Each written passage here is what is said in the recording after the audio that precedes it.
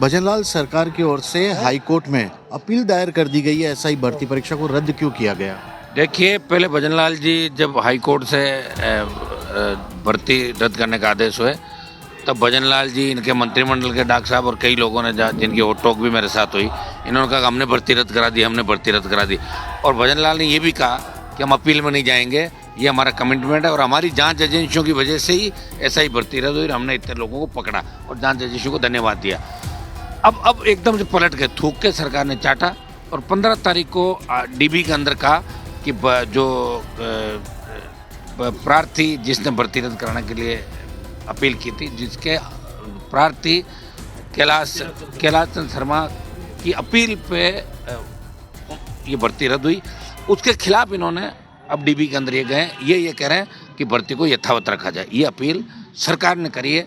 मेरे हिसाब से इससे दोगला रवैया सरकार का नहीं हो सकता और सरकार इस तरह करके, मुझे लग रहा है कि बिहार की जीत के बाद और दूसरे जो मामले, इससे सरकार के अंदर बैठे बहुत से लोगों का दिमाग खराब हो गया और अंता की हार से भी भजनलाल बौखला गए और इस तरह की हरकतें करेंगे। अधिकारी इनको, सरकार अधिकारी चला रहे हैं और अधिकारी इनको इस तरह की बातें करें और मुझे लग रहा है कि बीजेपी के अंदर बैठे कुछ नेता भी ये चाहते हैं कि भर्ती रद्द नहीं हो और इस तक उनके नज़दीकी लोग इसमें थानेदार बन गए हो। हम इसको लेके एक बार वेट एंड वॉच कर रहे हैं। हमने आपको क्या कहा कि चाहे सुप्रीम कोर्ट जाए, दिल्ली को घेरना पड़े, एसआई भर्ती में इन फर्जी लोगों को राजस्थान में थानेदार नहीं लगने देंगे और हम हमारे वादे पे पक्के हैं। आवश्यकता पड़ी तो हम सड़कों में जाएंगे। अभी सब जुडिस है मामला, एक बार देखते हैं कि डबल बेंच के अंदर क्या होता है। लेकिन सरकार की जो किरकिरी इस देश के अंदर हुई है, सरकार की कतनी और करने के अंदर कोई अंतर नहीं। जिस तरह सरकार ने थूक के चाटा है और अब सरकार का भरोसा कौन करेगा कि भजनलाल जी सुबह क्या कहते हैं, शाम को क्या कहते हैं, कल क्या कहते हैं, परसों क्या कहते हैं, आज क्या कहते हैं। तो सरकार पे कोई भरोसा इस राजस्थान का नौजवान नहीं करेगा। और आरपीएससी के अंदर जिस तरह भी आरएस के इंटरव्यू चले, इसमें नए नए हमारे पास आ रहे हैं फीडबैक, तो हम इसको लेके भी आपको बताएंगे। कुछ गलत लोग अभी भी आरपीएससी के अंदर बैठे हैं, पुनर्गठन पूरा नहीं हुआ। नियम तो ये कहता है कि 2 महीने के अंदर भर्ती कर देनी चाहिए, 2.5 महीने हो गए, कैसे याद आ गई अचानक इन लोगों को? अब कहीं न कहीं से इन्होंने फीडबैक, दिल्ली से कोई पर्ची आई होगी इनके पास या कोई दूसरा मामला होगा, लेकिन बहुत दुर्भाग्यपूर्ण है और इसको लेके राजस्थान का जवान तैयार है। हम चुप नहीं बैठेंगे, इन फर्जी थानेदारों को हम राजस्थान में नियुक्ति नहीं लेने देंगे। 100 दिन से ज़्यादा आपने खुद ने धरना दिया था, हर रोज जाते थे शहीद स्मारक पे इंसाफ के लिए। अब देखिए, 127 दिन धरना चला, बड़ी रैलियां भी करी, 1 लाख से ज़्यादा जवान आए मानसरोवर के अंदर और यहाँ भी जेल भरो आंदोलन, गवर्नर से मिले, सारी बातें में पार्लियामेंट चल रही 1 तारीख से, पार्लियामेंट में हमने मामला उठाया था, मजबूती से वहाँ भी बात करेंगे। इनको देखिए, लोकतंत्र के अंदर जब सारे लोग एकमत हो जाते हैं सरकार के अंदर बैठे, तब जनता को सड़कों पर आना पड़ता है। आवश्यकता पड़ी तो दिल्ली को घेरेंगे और ऐसा ही भर्ती के इन फर्जी अभ्यर्थियों को राजस्थान में नियुक्ति नहीं लेने देंगे। हम हमारे वादे पे खरे उतरेंगे। जो जनता ने विश्वास हमें दिया, नौजवान जो विश्वास दिया, जो साथ हमारा दिया 127 दिन, और उसके कारण ही ये भर्ती हाईकोर्ट ने रद्द करी थी। हाईकोर्ट के अंदर भी तो आजकल सोशल मीडिया, दूसरे जो प्लेटफॉर्म, उससे हाईकोर्ट जजेज के पास भी बात जाती है, लेकिन डीबी ने जो स्टे किया, सुप्रीम कोर्ट ने जो लताड़ वापस लगाई और अब सरकार खुद गई है नए सिरे से, तो कहीं न कहीं दाल में काला नजर आ रहा है और हम ये होने नहीं देंगे। इस भर्ती को हम रद्द ही करा के मानेंगे। सुप्रीम कोर्ट या दिल्ली की सरकार से मिलना पड़े, हम करेंगे। एक आखिरी सवाल सर आपसे, आपके साथ जो इस मामले को सबसे ज़्यादा उठा रहे थे बेरोजगार युवाओं के लिए, किरोड़ी लाल जी, वो तो अभी तक शांत हैं इस पूरे मुद्दे पर, जबकि चुनाव में वो भी सबसे ज़्यादा इस मुद्दे को आप लोगों के साथ उठा रहे थे। शांत कहाँ थे? वो तो लड़ रहे थे ना मेरे से। शांत नहीं है वो, उनके जो साथ है उनसे लड़ते हैं वो सामने अपनी सरकार से आप लड़ेंगे? ना नहीं लड़ेंगे, वो कभी नहीं लड़ सकते। लड़ेंगे तो बाहर आ जाएंगे, अगर लड़े नहीं, बाहर आए नहीं, और बाहर आ जाएं, हम स्वागत कर रहे हैं, आ जाएं बाहर, हम धन्यवाद दे देंगे। डॉक्टर साहब हमारे साथ खड़े हो जाएं, हम उनके साथ हो जाएंगे, पहले जैसे थे वैसे। नरेश जी, आज आपसे मिले हैं, अंता चुनाव में आप भी गए थे, माहौल भी देखा था, क्या कहना चाहेंगे सर? अब उस पर रिजल्ट हार जीत होती रहती है, वो अलग है। देखिए, बहुत ज़बरदस्त तरीके से हाड़ोती में तीसरा मोर्चा उभर के आया। हम अंता के चुनाव के अंदर, नरेश जब देवली उनियारा में था, मैं व्यक्तिगत नहीं आ पाया, खेमसर का चुनाव था, लेकिन नरेश के हम साथ थे उसमें भी। आपने देखा होगा सोशल मीडिया प्लेटफॉर्म पे नरेश के ही हम साथ थे और हम चाहते हैं कि विधानसभा के अंदर पहुँचे और ये चलता रहता है। मेरा भी 98 में पर्चा खारिज हुआ, 3 में मैं आ रहा, जेल भी जाना पड़ा बीच में, 8 में आए तो वसुंधरा के साथ आए, फिर खिलाफ हो गए। तो कई बार कई लोग लड़ने के लिए आते हैं धरती पे और निश्चित रूप से नरेश की जो चर्चा, मेरे हिसाब से भारतीय जनता पार्टी के 100 वोट का अंतर था और इसकी हार से पूरे राजस्थान के किसानों को, जवानों को, सबको दुख था। सब चाह रहे थे जीते और हाड़ौती में जिस हिसाब से वोट लिए, ये सबसे बड़ी चर्चा का विषय कि हाड़ौती जो बीजेपी का गढ़ था, कांग्रेस और बीजेपी के कद्दावर नेता हाड़ौती से आते हैं, लेकिन वहाँ नरेश ने ताल ठोकी, अपना रुतबा दिखाया और हम सब ये प्रयास करेंगे कि नरेश इस बार मजबूती से आए। तीसरा मोर्चा 28 में हाड़ौती से लेके मारवाड़ तक एक तरफा तीसरा मोर्चा नजर आए। हम ये बातचीत करेंगे। नरेश से मेरी मुलाकात एक सामान्य मुलाकात थी, क्योंकि मैं जयपुर आया हुआ था, बात फ़ोन पे हमारी लगातार पहले दूसरे दिन से हो गई थी और आगे की रणनीति को लेकर हमने चर्चा की। तीसरा मोर्चा हम राजस्थान में खड़ा करेंगे। राजस्थान में तीसरा मोर्चा खड़ा होगा। हार के भी जो सिकंदर बने अंता चुनाव में, नरेश हमारे साथ है। नरेश जी, हार जीत अलग चीज है, चेहरे की खुशी। रिजल्ट के बाद मैं जयपुर आया था, आज तो भाई साहब से मिला हूँ, अंता चुनाव के बारे में बात की और अब आगे जो 2.5 साल जो बच रहे हैं 2028 उसकी भी भाई साहब से बात कर रहे हैं भाई कैसे क्या, क्योंकि हाड़ौती में किसान के पास खेती के अलावा कोई ऑप्शन नहीं है, वहाँ कोई फैक्ट्रियाँ नहीं है, वहाँ कोई काम धंधे नहीं है, वहाँ नौकरियाँ भी नहीं है और हाड़ौती का किसान बहुत ही पिछड़ा हुआ है। पूर्वी राजस्थान और वेस्टर्न राजस्थान से 50 साल हाड़ौती का किसान पीछे है। उस मामले में भाई साहब से बात की, किस तरह से उनको जगाया जाए, किस तरह से किसानों के हितों के लिए वहाँ लड़ाई लड़ी जाए, तो उसको लेकर आज भाई साहब से बात की। साहब तो अब बेरोजगार युवाओं के लिए लगातार आवाज उठा रहे हैं, फिर से ऐसा ही भर्ती परीक्षा साथ नजर आएंगे, क्योंकि यूनिवर्सिटी से आप भी निकले हैं। देखो, डोटासरा जी कहते हैं नाथी का बाड़ा, लेकिन अब राजस्थान में एक मर्दों का बाड़ा बन रहा है, जिसमें जो लड़ाके होंगे, जो लड़ने वाले होंगे, जो जनता के लिए लड़ते हैं, वो सारे लोगों को एक जाजम पे इकट्ठा करने का हमारा चल रहा है और सारे जो थर्ड मोर्चे के बारे में सोचते हैं, अच्छे लोग जो लड़ते हैं जनता के, उन सबको एक जाजम पे लाकर जो भी राजस्थान के किसान युवा का जो भी लड़ाई होगी, मुद्दे होंगे, उन पर लड़ाई लड़ेंगे। एक अभी इन्होंने एक बड़ा सपने की बात की, एक तरह से सपना ही है फिलहाल तो, कि तीसरा मोर्चा 2028 में है। क्या आपका साथ मिलेगा? ऐसा है, राजस्थान विश्वविद्यालय में भी जब मैं नरेश मीणा पढ़ने आया था, तब यहाँ NSU और ABP जीता करती थी, लेकिन जब 2010 के बाद में जब मैंने राजस्थान विश्वविद्यालय में थर्ड मोर्चा बनाया था और उसमें प्रभात चौधरी थर्ड मोर्चे से पहली विश्वविद्यालय की महिला अध्यक्ष बनी थी, जो जाट समाज में थी। एक आभा गुजर, जो गुजर समाज कभी खड़ा होने की नहीं सोचता था, वो उपाध्यक्ष बनी। और उसके बाद आप 2010 के बाद में राजस्थान विश्वविद्यालय को देखो तो कहीं NSU या ABP का कोई मामला नहीं है, थर्ड मोर्चे से ही लोग बन के आते हैं, निर्दलीय बन के आते हैं।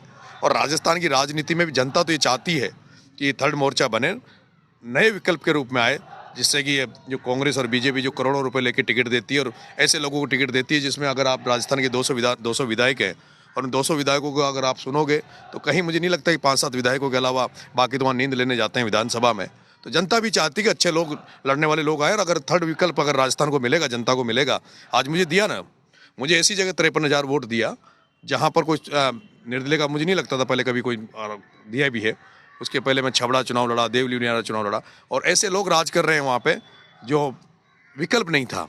तो ऐसे में मुझे लगता है कि राजस्थान की राजनीति में अगर 5-7 लोग अगर एक साथ खड़े होकर, क्योंकि अभी 2.5 साल है, 2.5 साल हम अगर सड़क पे लड़ेंगे, लोगों के लिए लड़ेंगे, एक साथ इकट्ठे होकर लड़ेंगे, क्योंकि राजस्थान की राजनीति में अभी तक लोग कहते हैं कि थर्ड मोर्चे की जगह नहीं है, लेकिन अभी तक थर्ड मोर्चा नहीं बना, अभी तक व्यक्तिगत मोर्चे बने हैं।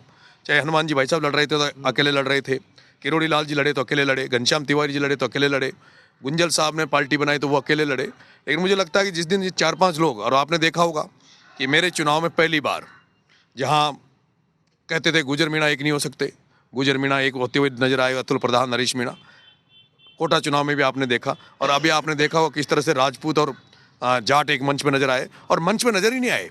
उसके बाद आपने वक्तव्य सुने होंगे, राजेंद्र जी गुडा साहब ने किस तरह से पूरा परिदृश्य बताया, हिस्ट्री बताई कि राजस्थान में जब जब जाट और राजपूत एक हुआ है तब तक राजनीति का परिदृश्य बदला, और जब तक सत्ता में आए उसके बाद भाई साहब हनुमान जी बेनीवाल ने भी जो कहा, मुझे लगता है कि मैं एक हो सकता है इस थर्ड मोर्चे की एक कड़ी बन जाऊं। मैं एक उस, जैसे भगवान राम ने जब समुद्र पार किया था उस समय जो गिलेरी ने रोल अदा किया था, हो सकता है इस थर्ड मोर्चे का नरेश मीणा गिलेरी बनकर एक मार्ग प्रशस्त करे। सांसद जी, एक मोदी जी का बयान आपने भी सुना कि बिहार इलेक्शन के बाद कांग्रेस के बहुत सारे टुकड़े हो सकते हैं, होंगे भी, वो कह रहे हैं। आपके थर्ड मोर्चे में कोई कांग्रेस के नेता या बीजेपी के नेता आने का आपको आसार नजर आ रहे हैं? क्योंकि देखिए, कड़ी से कड़ी जोड़नी पड़ेगी। कांग्रेसी नेता तो जब थर्ड मोर्चा मजबूती से, देखिए पब्लिक तो हमारे साथ है, लाखों लोग आते हैं रैलियों के अंदर। थोड़ा सा यहाँ राजस्थान में क्या है कि स्पीड पकड़नी चाहिए, थोड़ी स्पीड पकड़ ले तो कांग्रेस खाली हो जाएगी सारी। आप तो कह रहे हो नेता आएंगे, कांग्रेस वाले तो आ ही रहे हैं, क्यों नहीं आ रहे हैं? कांग्रेस के लोग ज्वाइन कर रहे हैं ना खूब। आरएलपी भी ज्वाइन करें और पार्टियां भी ज्वाइन।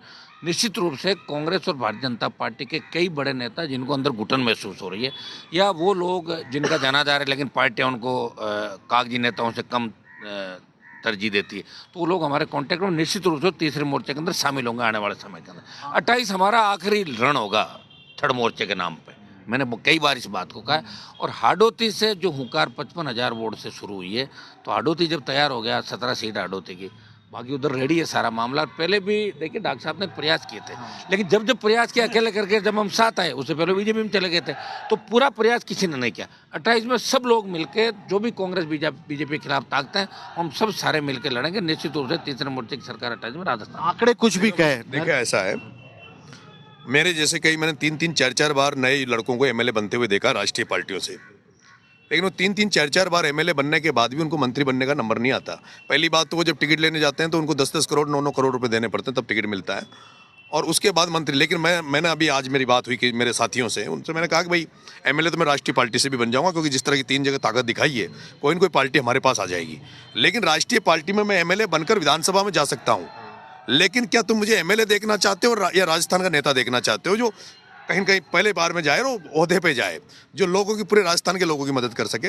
अगर जब थर्ड मोर्चा जब बनता है तो मुझे लगता है कि ये जो 2-2 बार, क्योंकि इस थर्ड मोर्चे में जो लोग बन के आएंगे वो सारे नए लोग आएंगे, और हो सकता है कि पहली बार में राजस्थान का मुख्यमंत्री हनुमान बेनीवाल बन जाए, नरेश मीणा डिप्टी सीएम बन जाए, और साथ में जो बनने वाले हों वो सारे मिनिस्टर बन जाए। वो जो नए लोग होंगे, जो अच्छे लोग होंगे, मुझे नहीं लगता उनको राष्ट्रीय पार्टी में पहले तो दरी उठानी पड़ेगी, झंडे लगाने पड़ेंगे, बरस बूढ़े हो जाते हैं जब तक टिकट नहीं मिलता, फिर पैसा कहीं से इकट्ठा जुगाड़ करके कहीं पैसा देके टिकट भी मिल जाए, तब भी जाने के बाद कुछ नहीं मिलता। तो बहुत सारी बड़ी संख्या में लोग ऐसे हैं जो चाहते हैं कि थर्ड विकल्प बने और ढंग का विकल्प बने। सांसद जी एक ही एक सवाल और बता दीजिए ना, आंकड़े कुछ भी बता रहे हो, जो हार है ठीक है वो अलग चीज़ है, आपके हिसाब से राजस्थान के अंत में किसकी हार हुई है? भजनलाल जी की, वसुंधरा जी की, डोटासरा जी की, या किसकी क्या हार? किस वहाँ संघर्ष हारा था, ये अंता के अंदर संघर्ष हार गया।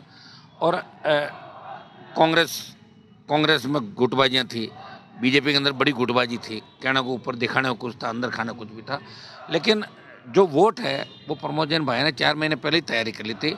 8,000 से लेकर 38,000 तक वोट बिका था, एक वोट, तो वही तो हार थी और क्या थी, बता देना। 53-54 पे पहुंचे, 7-8-10,000 वोट अगर सही रैली वसुंधरा जी और भजनलाल जी रोड रैली एक साथ करते दिखे थे, क्यों नहीं करते हैं? उत्तर दक्षिण एक हो जाते हैं, कई बार हुए, पहले अलायंस होते हैं। आपने देखा होगा पिछली बार बीजेपी का मेरा अलायंस था, अब की बार कांग्रेस आई थी दरवाजे पर, उसके साथ अलायंस हो गया। राजनीति में ये चीज़ें चलती रहती है, लेकिन हम वहीं खड़े हैं, हम पार्टी के साथ खड़े हैं। अलायंस चेंज हुए होंगे क्योंकि किसानों के लिए हमें सत्ता छोड़नी पड़ी, और वापस जाने के लिए कुछ 2-2.5 लाख वोट चाहिए थे, और हमारे वोट कुछ दिला के बीजेपी को और हरा सकते थे, इसलिए कांग्रेस से अलायंस किया। अब कांग्रेस ही नहीं मानती कि हनुमान जी की वजह से हम आए, लेकिन कांग्रेस का 2014 से 24 तक खाता नहीं खुला था राजस्थान के अंदर, 0 पे थे।